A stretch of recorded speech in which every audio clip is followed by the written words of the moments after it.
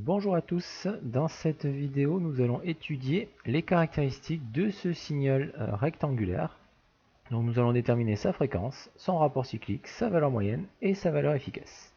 Donc tout d'abord au niveau de la fréquence, donc je vais utiliser la fréquence, vous allez mesurer tout d'abord la période, d'accord, donc la période du signal. Donc si je mesure avec le curseur, donc on se rend bien compte que ici on est sur un temps de 0,01 seconde, donc ce qui correspond à 10 millisecondes. Donc ici, dans un premier temps, nous avons une période t qui vaut 10 millisecondes. Donc nous pouvons en déduire la fréquence correspondante qui est égale à l'inverse de la période, donc qui est égale à 1 sur t, qui est égale à 1 sur 10 millisecondes. Et donc vous avez une fréquence de 100 Hz. Voilà, donc un premier résultat, la fréquence du signal rectangulaire, ça ne change pas grand chose par rapport à un signal sinusoïdal, c'est la même méthode de mesure. Ensuite, donc on vous demande le rapport cyclique de ce signal rectangulaire. Donc par définition, le rapport cyclique, donc je note par exemple alpha, donc alpha c'est égal à la durée de l'état O divisé par la période. D'accord, donc ici la durée de l'état O, donc je peux mesurer à l'aide du curseur de la même façon que tout à l'heure. Donc ici la durée de l'état O, donc je vais obtenir ici donc environ 2 millisecondes. Donc la durée de l'état O c'est 2 millisecondes. Et la période, nous venons de le voir, c'est 10 millisecondes.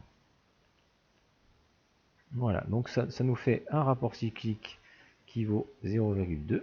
Donc si on fait 2 divisé par 10, et donc généralement on l'exprime en pourcentage, donc on peut aussi l'exprimer sous la forme rapport cyclique qui est égal à 20%. Voilà, donc deuxième résultat au niveau du rapport cyclique, il fait 20%. Donc la fréquence, on a trouvé 100 Hz. Le rapport cyclique, donc on vous le demande en pourcentage, on trouve 20%. Ensuite, donc il faut déterminer la valeur moyenne de ce signal rectangulaire. Donc pour déterminer la valeur moyenne d'un signal rectangulaire, nous allons nous servir de ce qu'on appelle la méthode des aires. D'accord, donc la valeur moyenne de U de t par définition, donc je vais vous montrer, donc c'est l'aire de la partie positive sur une période plus l'aire de la partie négative sur une période, le tout divisé par la période. Voilà, donc ce que j'appelle l'aire 1, donc je vais mesurer la valeur moyenne sur une période. Donc je vais me cantonner ici, voilà, sur la partie gauche. Ok. L'aire de la partie positive, ça va être l'aire ici, d'accord, donc entre le 0 et le 12 volts. Et l'aire de la partie négative, ici, ça va être ici. Voilà, donc la première aire, donc je vais faire 12 fois justement ce temps-là. Donc l'aire 1, ça va être égal à, donc je vais mettre, donc ça fait 12 volts, fois cette durée que nous avions mesurée à 2 millisecondes. Donc je vais raisonner en 2 millisecondes. Donc ça fait 2 milli, hein, plus donc l'air 2. Donc l'air 2 c'est ici vaut moins 4. Donc ça fait moins 4 volts. Fois la durée pour laquelle on est égal à moins 4 volts, c'est-à-dire 10 millisecondes moins 2 millisecondes, ça fait 8 millisecondes. Voilà, et donc je divise le tout par la période de mon signal qui, elle, vaut 10 millisecondes. Voilà, donc qu'on soit en millisecondes, vous voyez, hein, ça n'a pas grande importance, d'accord, de mettre le milli. Donc si je fais le calcul ici au niveau de ma valeur moyenne, donc valeur moyenne de U de t,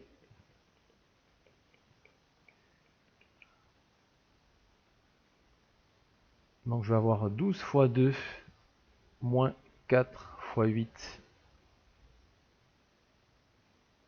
divisé par 10 millisecondes. Et donc si je fais le calcul, je vais obtenir moins 0,8 volts.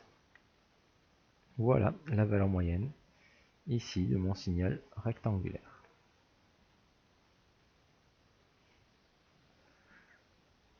Voilà, donc ici valeur moyenne, je vais mettre moins 0,8 volts.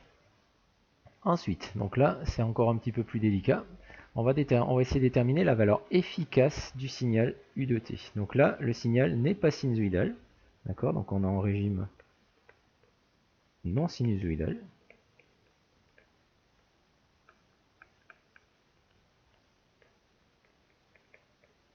Donc nous n'allons pas pouvoir utiliser la formule valeur efficace égale valeur maximale divisée par racine de 2. Donc nous allons devoir partir de la définition générale. Donc la valeur efficace U dans le cas général, ça va être égal à racine carrée de la valeur moyenne du signal élevé au carré, du signal U carré de t. Donc on va essayer d'expliquer un petit peu à quoi cela correspond. Donc pour déterminer la valeur efficace, il va falloir faire deux étapes. Donc première étape, élever le signal U au carré, donc tracer le signal U carré de t.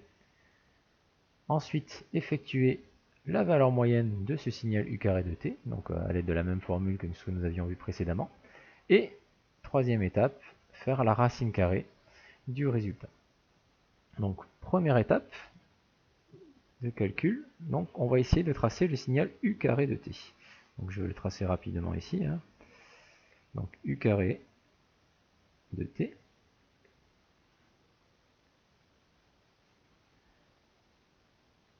Donc je vais regarder un petit peu graphiquement. Donc vous voyez U entre 0 et 2 millisecondes, il vaut 12. Donc 12 au carré, ça va me faire, donc je ne vais pas forcément le faire à l'échelle. 12 au carré, ça va faire 144. Donc ce sont des volts carrés. Donc on est à 144 pendant 0,002 secondes, c'est-à-dire 0,2 ici, donc de 2 millisecondes. Donc ça va être le temps en millisecondes. Voilà. Et ensuite, mon signal, il va valoir, donc le signal U, il vaut moins 4, donc U carré moins 4 au carré, ça va faire 16.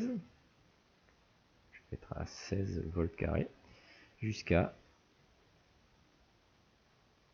donc alors 2, 4, voilà, jusqu'à ici, mais 10 millisecondes. Et après, ça va se répéter.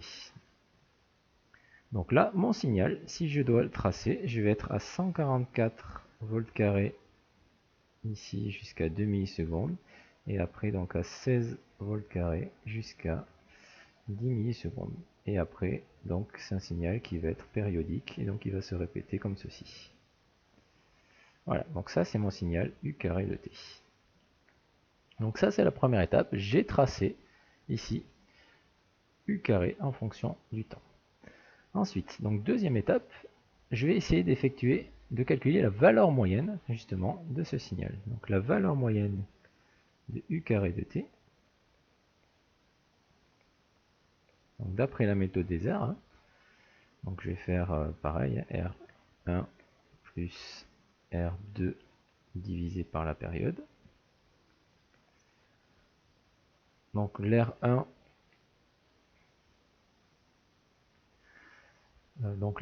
ben, ça va être ici cette R là, donc ça va être l'R1.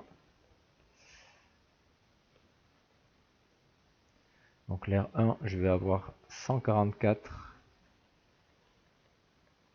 fois donc mes 2 millisecondes. Ensuite, je vais ajouter donc l'R2. Donc l'R2, je peux la représenter ici de la même manière. Donc ça va être cette R là. Donc c'est l'R2. Donc l'R2, je vais avoir donc 16 volts carrés pendant 8 millisecondes. Et donc je divise le tout par ma période qui vaut 10 millisecondes. Voilà. Donc si je fais le calcul, valeur moyenne de U carré de t,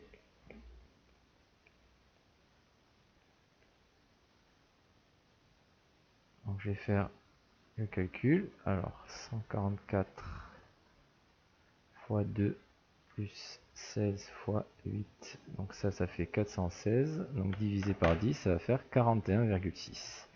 Donc 41,6, donc ce sont des volts carrés, hein, puisque c'est U carré. Voilà, et donc ensuite, donc la dernière étape, l'étape finale pour déterminer la valeur efficace. Donc la première étape, c'était de tracer le signal. La deuxième étape, c'était de calculer la valeur moyenne.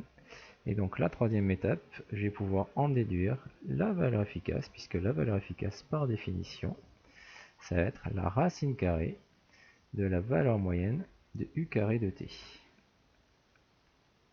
D'accord? Donc la valeur efficace, ça va être la racine carrée du résultat que nous venons de déterminer, c'est-à-dire 41,6.